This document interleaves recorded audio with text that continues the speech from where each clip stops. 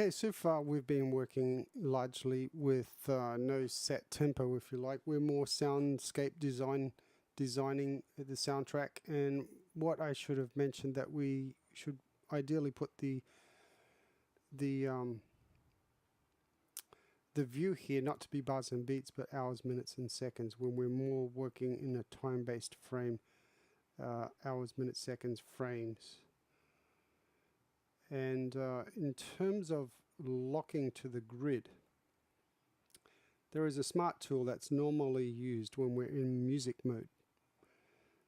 Most of the time, if you're working with sound design, you're working in hours, minutes, seconds, and you can turn the smart mode off, because what it does is it divides the grid into whatever units that you're working with. You could still leave it on if you wanted to particularly work in frames, down to one frame, or an audio sample. But most of the time sound design work, you would turn that off. We're going to now work in bars and beats.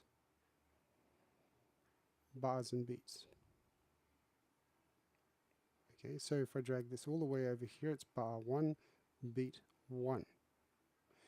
If I hold the control key down, click in this area, either here or here. So control click, open up the signature, time signature.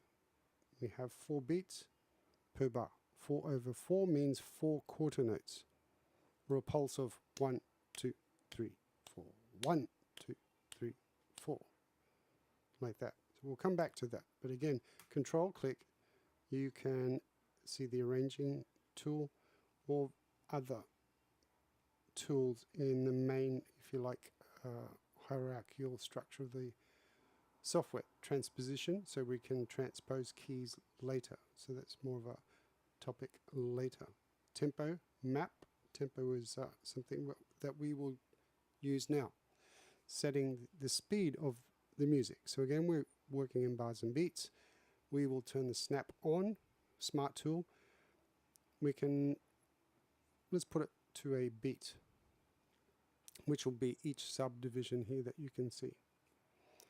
Start a new track. For now, let me choose all of these, and then Control M to mute all of those that are selected. So we just turn them off, and maybe the audio as well. So Control M. Create a new software instrument track. This instrument, we'll change that later. We'll come back to that. We will choose a drummer track, which is a lot of fun. There's our drummer track. Let's turn the level down a little bit. And the purpose of this being that I want to demonstrate how to work in bars and beats. So we've got the smart snap on, and that's locking. You can see how it's locking to the grid. You zoom in if you want. You can see how it's locking into the beats. 1, 2, 3, 4. Oh, so 1, 2, 3, 4, 1. Okay, that's the structure. Playback from here.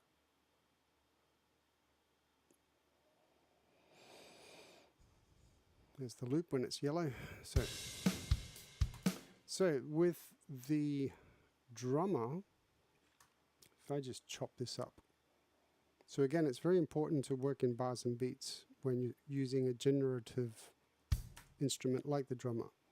Different styles can be selected for the drummer. Now these are specific. See, I've got these different segments. Each segment is like can be like a memory for the setting of the drums.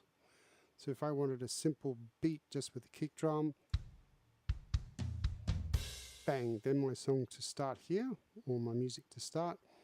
Complexity, so that's also saved within that segment. Think of these little segments as a little memory setting.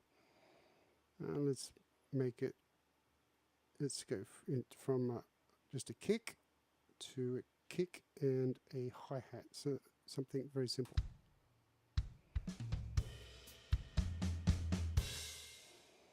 can delete parts, segments, you can loop that, so it's the same idea, looped, undo that, or you can hold the Option key down and drag it, so that will copy that section, and each one of these, of course, you can change it.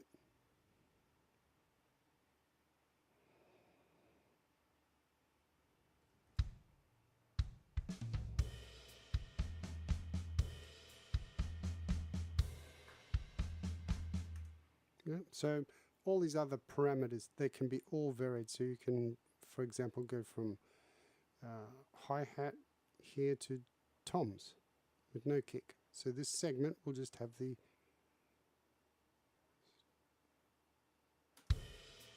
coming up. Yep. Cool. So now with the tempo, you can specify the start tempo by just dragging this down. Again, you hold the Option key down and choose tempo to see the tempo track. So it's visible. So I can drag this all the way down. And mind you, when I do that, the position of the drums is going to change relative to the image. So here I'm playing back.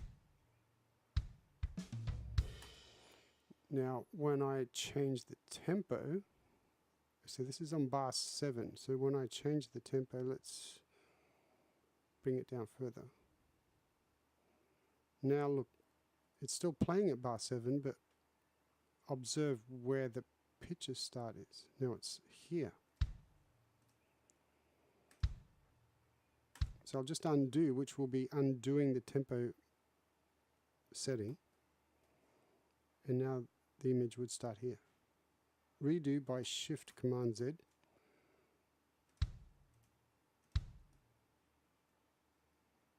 Undo.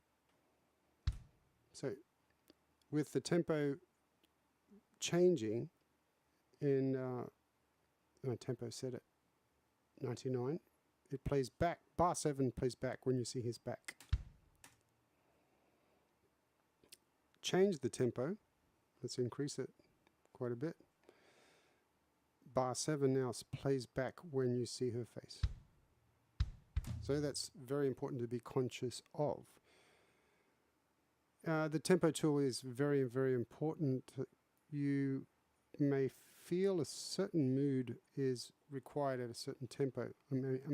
I should say, you may require a tempo at a certain speed to give this feeling of mood, but it may not commence where you want the music to commence. So it's a combination of moving the parts around, and you might actually alter the tempo before or after the music starts to get your exact desired starting point, and then put it to the desired tempo, if you know what I mean. So here I'm reducing before bar 7.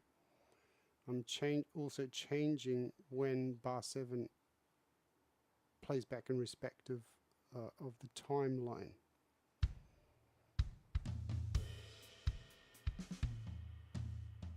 Okay, so that's a simple exercise using the drummer. Let me bring this all the way down.